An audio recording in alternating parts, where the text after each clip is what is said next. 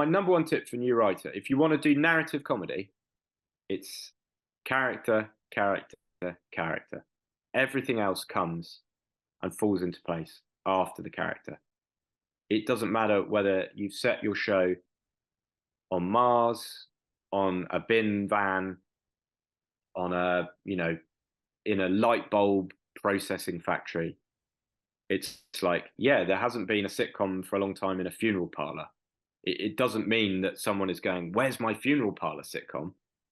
It's like, can you, so you start with your character, and then it's like, what's the most sort of, what's the funniest, most interesting, most trapping context?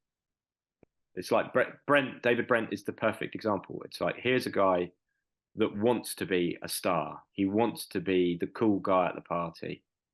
So they make him a regional manager of the most boring company in the world on a trading estate in Slough. It's like perfect. Yeah. But no one said, where's my sitcom about paper manufacturers? And that's what's so great about Kerry and Curtin, is that they're they're very complicated people, and they're so, they're tied together by the bond of being cousins, and through, there's very few other young people in the village, and so they're connected on such a deep level, but then their personalities are, it's like the odd couple. It's like one's a lazy slob and one's a sort of very fastidious, sort of slightly snobby one. And is that essential, do you think, in comedy, in writing? Yes, but it has to come organically.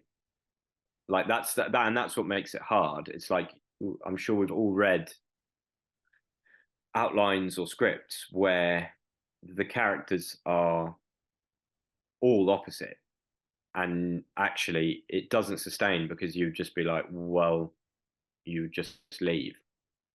It's like, stop hanging out, go else. And so that's the key is always about trapping them, and trapping them in a hierarchy is useful as well. So it's like, what I like about Kerry and Curtin is that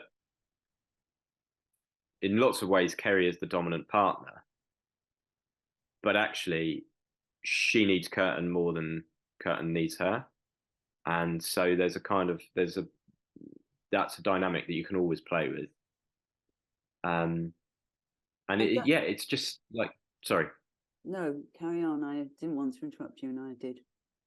Well, it's why, like, my dad's got a thing about families in sitcoms, which is that even sitcoms that aren't about families. We should say that your dad, I will interrupt you. Your dad is Paul Mayhew Archer, who co-wrote Vicar of Dibley and many other things. Yes, and is responsible for my nepotistic rise in the comedy industry. So his thing was that, like, if you look at it, Porridge is the great example, which is that you've got, my God, Fletcher and Godber are the brothers, and then Mackay is the disciplinarian dad, and forgive me, what's the other? I can't remember the other.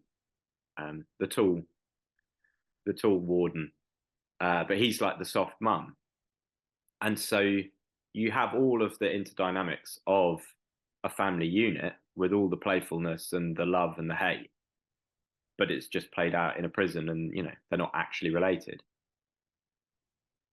Yeah, it's interesting. You Father look Ted is another one, isn't it? Father Ted is a classic where, I mean, she almost does play the mother, even though she isn't the mother, and the granddad sits on the side, even though he's not the granddad, and the dad and the son, and they're all there. Yeah, exactly.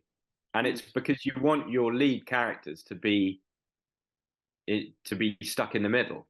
It's like, there are some people they can boss around, and there are some people that boss them around. It's Blackadder gives Baldrick the shit, but then he has to take it from everybody else. So it just creates natural avenues for comedy.